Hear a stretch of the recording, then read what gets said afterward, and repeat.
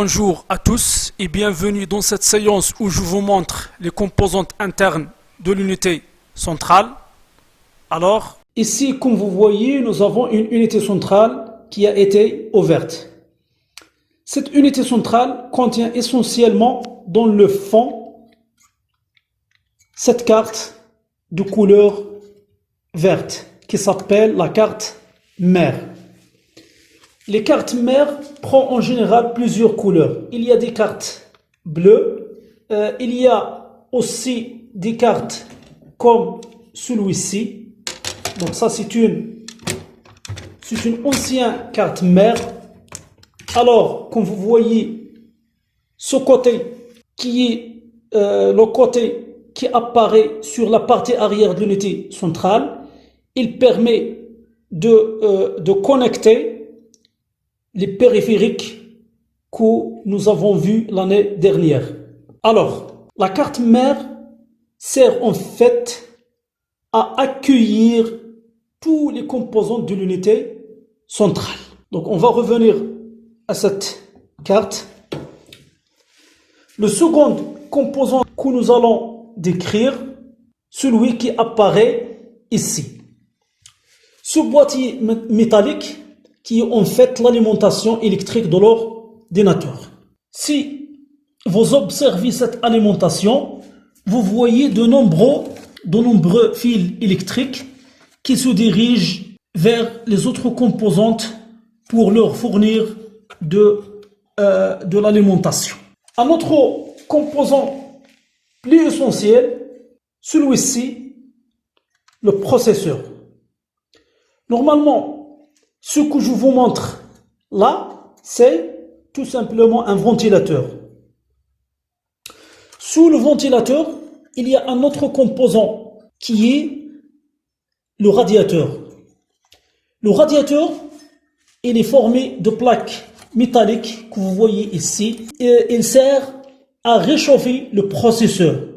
Il sert à radier, c'est-à-dire à sortir la chaleur qui est émise par le processeur qui est sous le radiateur.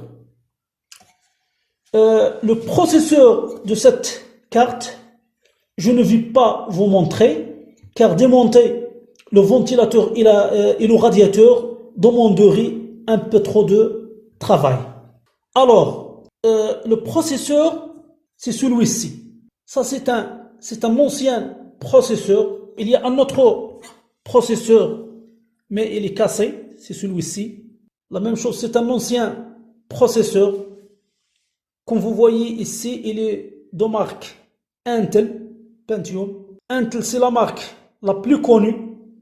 Actuellement, si on prend cette carte mère, on monte le processeur dans cet emplacement comme ça. Au-dessus du processeur, on monte le radiateur. Et au-dessus du radiateur, on monte le ventilateur qui sert à extraire la chaleur du radiateur et de l'envoyer vers l'extérieur. Le processeur est l'organe principal d'un ordinateur. C'est lui qui fait les traitements. C'est lui qui exécute les instructions. Il est caractérisé par sa marque Intel Core i5 par exemple, ou bien Intel Core i7, ou bien AMD. Il est caractérisé aussi par sa fréquence, qui est mesurée en Hertz, 2 GHz, ou bien 3 GHz, ou bien... Un autre composant important, et qui se trouve ici, juste à côté du processeur, c'est cette carte, ou bien cette barrette, qui s'appelle la mémoire vive ou bien la RAM. Il est facile d'enlever cette carte. Donc, comme ça, on peut l'enlever comme vous voyez ici. Donc voilà, ça c'est la RAM ou bien c'est la mémoire vive. Donc comme il est facile de l'enlever, c'est aussi facile de la remettre. Donc on la remettre comme ça. Donc comme vous voyez ici, il y a deux emplacements. Donc on peut ajouter une autre une autre mémoire vive. Donc voilà le premier emplacement qui est en vert et il y a un autre emplacement qui est en bleu, même s'il y a d'autres emplacements. Donc la mémoire vive présente un grand désavantage, c'est que lors le Coran est coupé, tout le contenu de la mémoire disparu. C'est effacé. Pour éviter de perdre les informations qui ont été introduites durant une séance de travail, donc on ajoute dans l'ordinateur un autre composant que vous voyez ici. C'est celui-ci. Ce composant, c'est le disque dur. Le disque dur présente de grands avantages par rapport à la mémoire vive. C'est que lorsque le Coran se coupe, toutes les informations qui ont été enregistrées sur le disque dur, ils restent même si donc le Coran est coupé. Le disque dur est connecté par ce câble,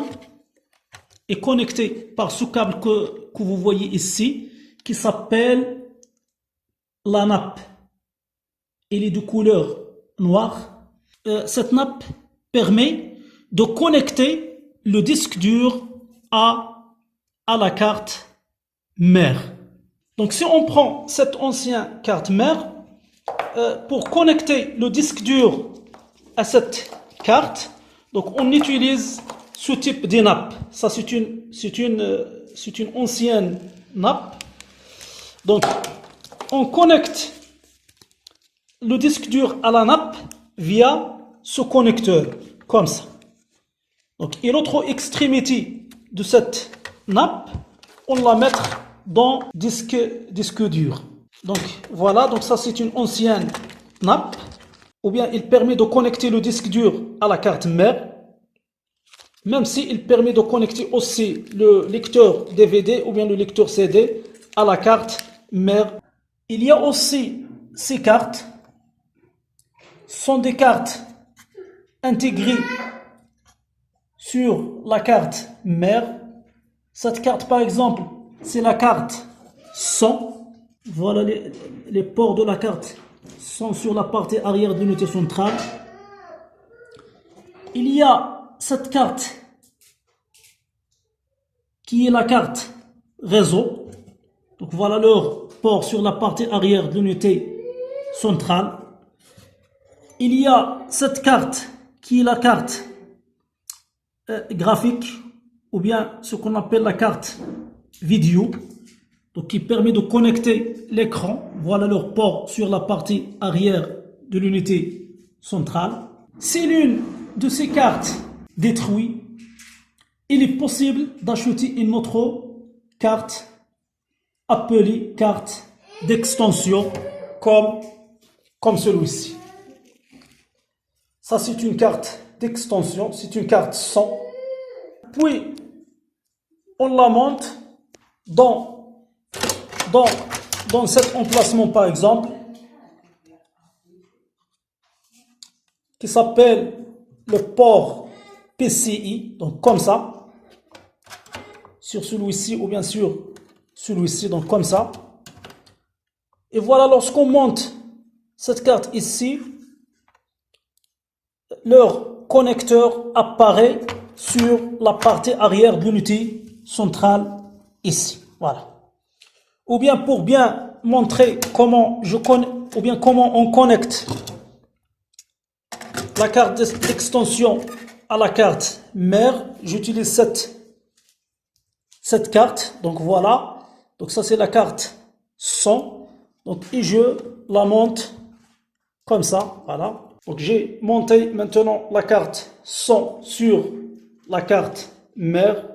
Et voilà les ports de cette carte qui apparaît sur la partie arrière de l'unité centrale. Donc voilà comment se fait l'assemblage des composants de l'unité centrale. Merci à votre attention et à bientôt.